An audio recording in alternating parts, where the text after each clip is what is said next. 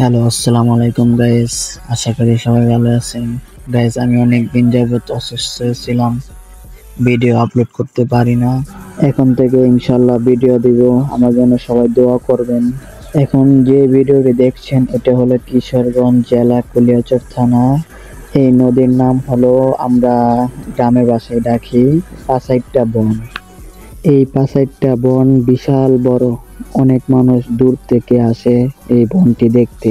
এখানে অনেক পদ্মা ফুল ফোটে। এই হাওরে ভালো ভালো মাছ পাওয়া যায়, ধরেন কুটি মাছ, তেলাপিয়া, শিং মাছ আর অনেক অনেক মাছ পাওয়া যায়। গাইস, আর ভিডিওটা বড় করবো না, তোমরা দেখো আর সবসময় ভালো থাকো, নিজের উপর খেয়াল রাখো। এই ভিডিওটা ভালো লাগলে তোমরা সাবস্ক্রাইব করো, আমার পাশে থেকো। বাই বাই, আল্লাহ হাফেজ।